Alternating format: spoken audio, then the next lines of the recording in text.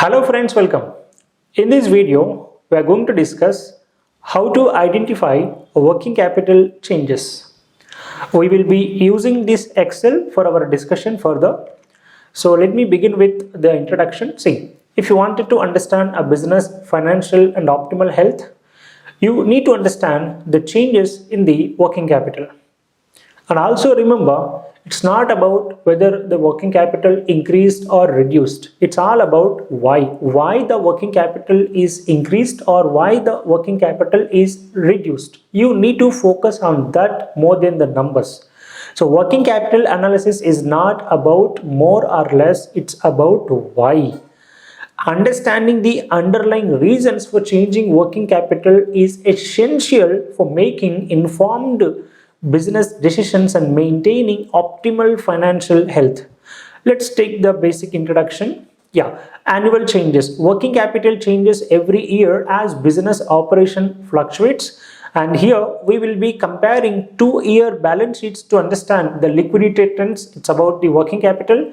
Understanding the impact. Determine if a business becoming more liquid or more stressed financially. What is liquid means increased in working capital is called as liquid, and stressed financially is where the working capital is reduced.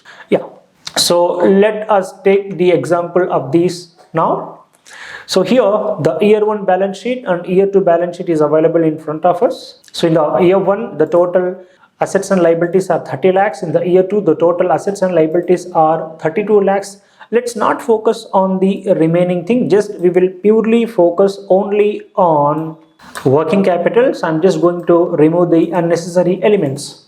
So first, if you see in the year 1, the total current liabilities are 14 lakhs and the total assets are 20 lakhs. So if you see here, you can easily pay 14 lakhs liability by disposing assets of 20 lakhs. So if you see, the current ratio of this company is total current assets divided by total current liabilities. You have 1 rupee 42 paisa to clear the liability of 1 rupee.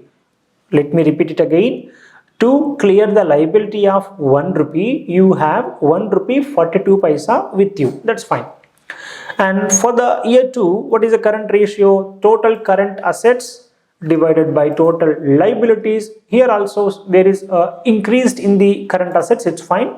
To pay 1 rupee liability in the year 2, you have 1 rupee 46 paisa with you you can dispose these assets to clear this liability when it is needed, right? But here, not only understanding the current ratio, you actually need to understand the quick ratio. Assume that this 20 lakhs is all about inventory. Assume that if this 20 lakhs is in inventory, can you pay if you look at the current ratio, no matter whether this 20 lakhs available in cash or debtors or inventory, because it is a part of current asset, the current asset shows the total of the current assets including inventory.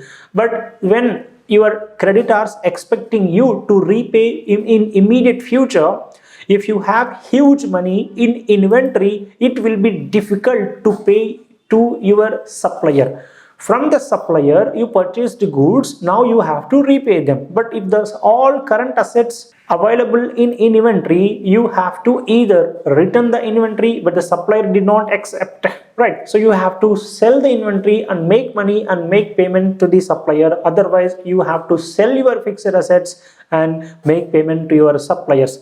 So just by looking at current ratio, you cannot understand the financial stress of the company. You have to focus on quick ratio. What do we do here in quick ratio? We will consider only cash and debtors and we will not consider inventory, because inventory takes little more time to find a customer, to make a sale, to collect money from the customer. We need to complete that cycle. Okay, so that's the reason in quick ratio we will consider only cash and bank balance and debtors. So here once again I'm going to work out the quick ratio equals to, let me take an open bracket because I wanted to combine cash plus debtors.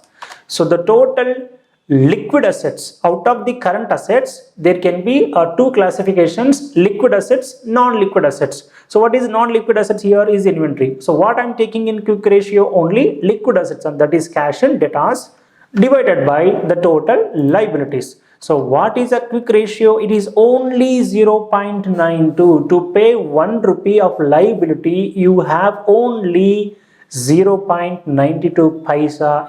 This business is in serious trouble. If these people are not focusing on selling inventory and collecting money immediately from the customer, this business is going into the risky category. Let's understand how quick ratio changed for the next year. So here, what is quick ratio?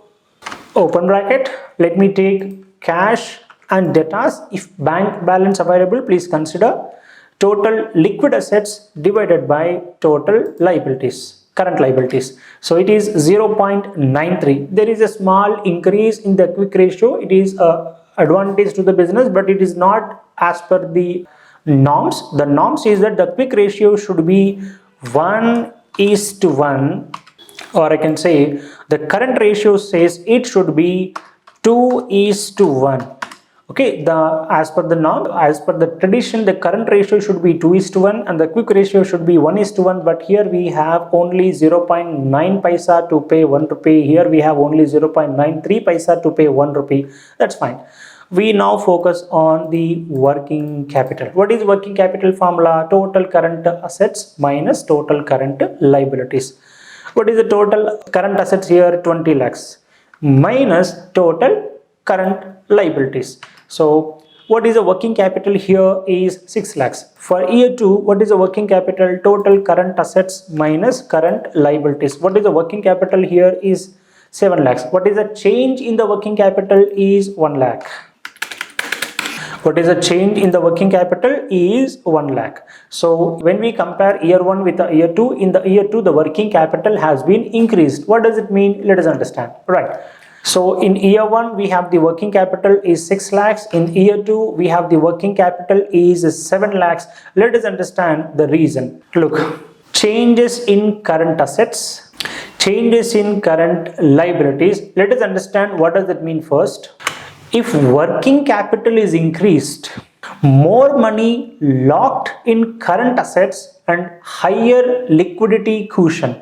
Let me repeat it again. More money locked in current assets, higher liquidity cushion. Now in the year 2, the working capital is increased. It means, what does it mean to say? More money locked in current assets, more money locked in current assets than your liabilities. Okay. Cash impact, slower cash conversion cycle in operations. Why more money? Maybe you sold goods. If you see here, the major change is debtors. Debtors increased from 8 lakhs to 10 lakhs. What does it mean? It means that you are selling the goods, but you are not collecting the money from the customer immediately after the sale. That's the reason debtors increased. It is a bad sign.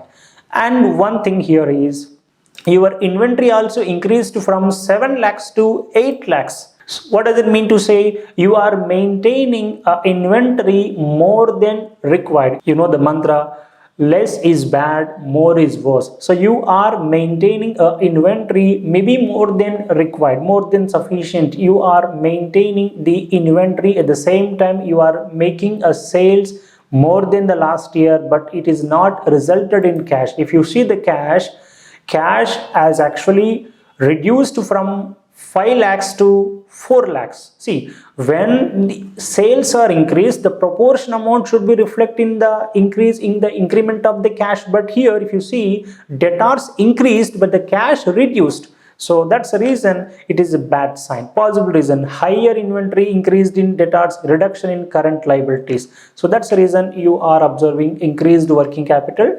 And what does it mean if there is any decrease in working capital? Decreased working capital means less money locked in operations and faster cash cycle. You have very less money. If the working capital is reduced, or if the working capital is less, means you have very less money in the working capital locked, means you are using the funds effectively to run the business operations. Okay, yeah, that's what we have seen.